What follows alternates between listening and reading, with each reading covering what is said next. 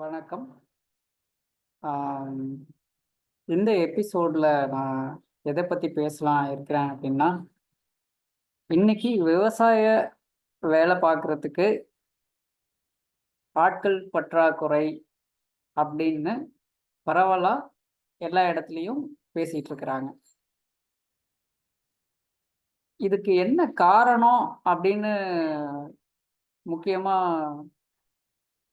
பொதுவா எல்லாரும் ஒரு கருத்தை என்ன முன்வைக்கிறாங்க அப்படின்னா, இந்த 100 நாள் வேலை திட்டம் வந்ததிலிருந்து விவசாய வேலைக்கு ஆட்கள் கிடைக்கிறது சிரமமாயிடுச்சு அப்படின்னு சொல்றாங்க. ஆனா, இன்னொரு பக்கம் ஒரு விவசாய தொழிலாளி எவ்வளோ ஆண்டு வருமானம் அ எடுத்துட்டு போறாரு அவர் வீட்டுக்கு அப்படின்னா, வெறும் ரூ. 37,000 தான். இது ஒரு கணக்கு சொல்லுது.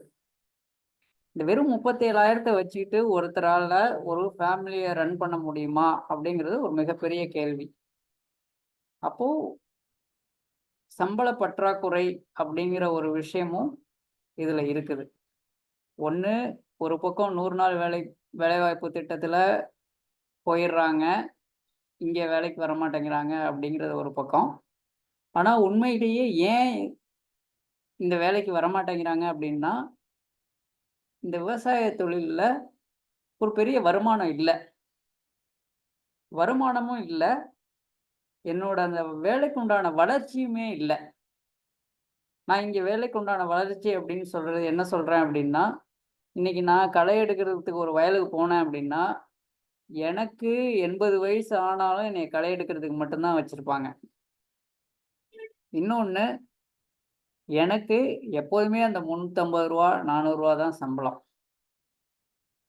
இத 2யும் வச்சுக்கிட்டு எப்படி ஒருத்தரால ஒரு ஃபேமிலிய ரன் பண்ண முடியும்? இது லாஜிக்கலான ஒரு இது. ஸோ, இப்ப இந்த மாதிரியான ஒரு அ என்வைரன்மென்ட்ல இருக்கும் பொழுது, நான் என்ன நெனைப்பேன்? என்னோட அடுத்த சந்ததி எப்படியும் இந்த வேலைக்கு வந்துறக்கூடாது.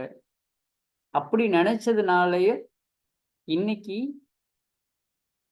விவசாய தொழிலுக்கு ஆட்கள் வருவது குறைஞ்சிடுச்சு. அப்படிங்கிறது தான் நிதர்சனமான உண்மை. இன்னொரு பக்கம் ரொம்ப டீப்பா நம்ம பார்த்தோம் அப்படின்னா, எந்த ஒரு பொருளுக்குமே மூலாதாரம் அப்படின்னு பார்த்தோம்னா விவசாயம் தான்.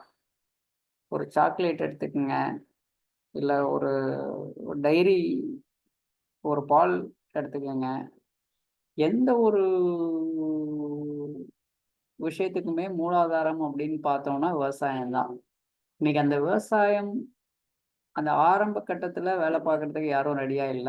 அதுக்கு அடுத்த இடமா இருக்கிற ஒரு மண்டியில போய் நான் மூட்டை தூக்குறதோ, இல்ல நான் ஒரு சூப்பர் ஸ்டோர்ல போய் பொருள் அடுக்கி வச்சுட்டு ஒரு சேல்ஸ்மேனா இருக்கிறதோ, ஆ அந்த இடத்துல எல்லாம் நான் போய் நிக்கிறதுக்கு நான் ரெடியா இருக்கிறேன்.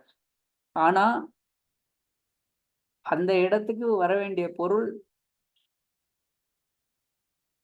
வர்ற இடமான விவசாய பூமியில வேலை பார்க்கறதுக்கு நான் ரெடியா இல்ல. முக்கியமா நான் முன்வைக்கிறது 3 காரணங்கள் முன்வைக்கிறேன்.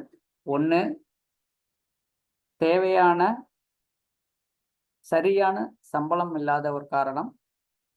இன்னொன்னு இந்த தொழிலுக்குள்ள வந்தா கரெக்ட்டான ஒரு வளர்ச்சி. நான் இன்னைக்கு ஃபார்ம் அசிஸ்டன்ட்டா வர்றேன் அப்படின்னா, ஒரு 5 வருஷத்துல நான் அக்ரானமிஸ்ட்டா ஆயிடணும். அதுக்கு உண்டான கரியர் பாத் இருக்கணும். அது இல்லாத காரணம். 3வது இந்த தொழில் வேலை பார்த்தா என் குடும்பத்த காப்பாத்த முடியாது. இது ஒரு ஒரு பெருமையான விஷயமா இல்ல.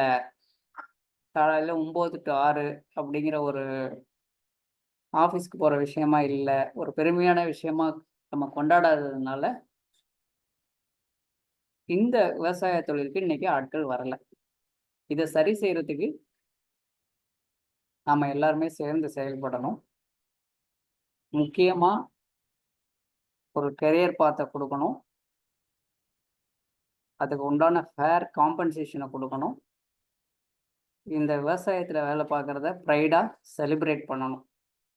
இதை 3யும் பண்ணணும் அப்படின்னா கண்டிப்பாக திரும்பி விவசாயத்துக்கு எல்லாருமே வேலை பார்க்குறதுக்கு திரும்பி வருவாங்க.